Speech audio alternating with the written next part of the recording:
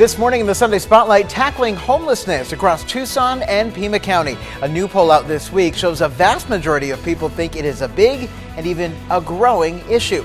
Leaders say the number of homeless on our streets is climbing with every one of their counts. Now, as the city looks at making big changes to a popular spot for the homeless, work is happening this morning across government to help find solutions. This morning I speak with Jocelyn Nuzin. She's the chair of the Tucson-Pima Collaboration to End Homelessness, and Mari Vasquez, who works with our elected leaders on finding ways to help. I want you to see this poll out from the Cicero Institute. This is out this week. It shows more than 3/4, almost 80% in this poll say homelessness is an increasing problem. Breaking it down further, you see it's a bipartisan issue here. 74% of Democrats, 80% of Republicans, and 79% of independents. This is where we start this Sunday morning. It is very rare to see numbers like that, really, for anything, especially on a bipartisan basis. What is your reaction to these numbers? Well, I think what our numbers have shown locally since 2019 that we've had over a 300% increase in unsheltered homelessness, meaning folks who are actually experiencing homelessness on the street. You know, they're not in a shelter or in some other type of sheltered environment like transitional housing or safe haven program.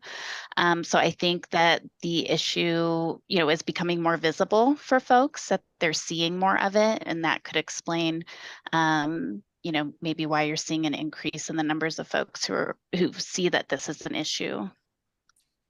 I would also add too, it's not just here in Tucson, it's everywhere. I think the unique thing is that we do have a lot of external organizations that are working together, and both city and county and TPCH all trying to work to find an answer. So that works for Tucson. But yeah, I think it's something that affects everyone.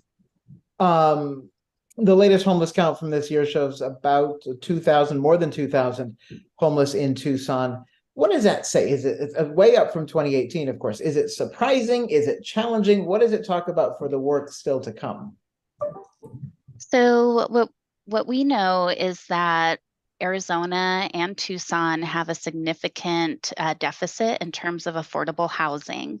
I think I've seen estimates anywhere from like 60 to over 200,000 units are needed of affordable housing to actually meet the needs of folks in our state. So I would say it's discouraging to see those numbers. It's not surprising.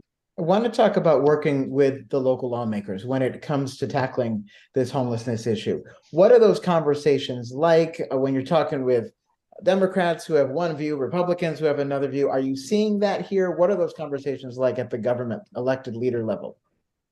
Well, I think everybody really wants to find a solution that works. I think there is no one size fits all answer to this. It has to be multifaceted. And thankfully, the leaders that we're working with understand that. And they really want to see us make a meaningful difference for the community. So, that's looking at it both long term and what we can do short term. So how can we find those shelters that are, low barrier that will, allow people to get in as soon as they want to, get those services. So that's what we've seen on our end.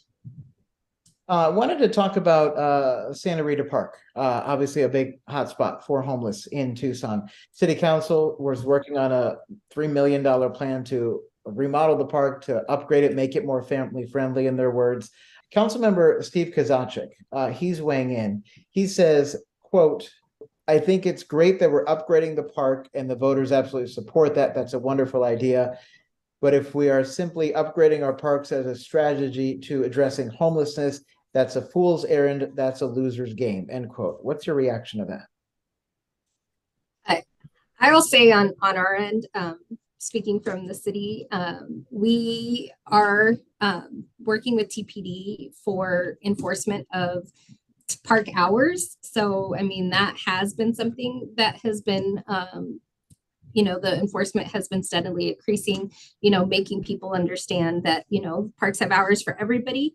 And so really trying to, get the information across that, in the evening time when parks close, they do need to find another place to go. So, it's on the city's end, we are trying to have that work along, with Tucson Police. So that's not anything that we're too surprised about. We are trying to work with them to get them into other options. And the local COC has weekly coordinated outreach where all the participating agencies come together, go out to areas like Santa Rita Park or other identified areas where folks are congregating to outreach to them, offer services, offer shelter, discuss what housing options may be available, help provide them with any resources necessary. As an organization that focuses on homeless, what are your thoughts on plans to move homeless out of a place they've been? What's your thoughts on that? So, it definitely can be controversial, but I think the city has an approach where they go to these areas where folks are congregating, encampments, parks. They really try to identify if this is a health hazard, if there's illegal activity that's going on. If there isn't, there is sort of more of a, working with that encampment, not necessarily closing it down. But when they find areas where there may be increased crime or problems within the neighborhood, then they do feel the need to address that. That can be very disruptive for the people who are staying there, for sure.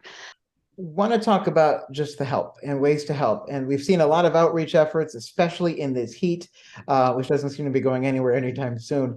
But yeah. How can people who want to help the homeless? So, the TPCH has a number of cooling centers that are open in the community right now during this record heat. Well, first of all, if anyone sees anyone in distress, please contact 911, get medical attention to folks who might need it. If you encounter folks who look like they're struggling, let them know about our cooling centers, and those are available on our website, tpch.net, right there on the homepage. Just scroll down a little bit.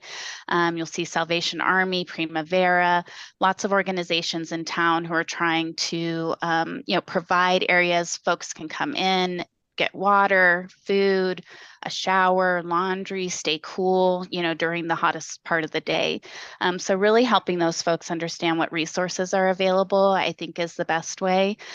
And they also tell me they're looking for volunteers for that annual homeless count. We have a link to that information and other resources up right now on our website, KOLD.com.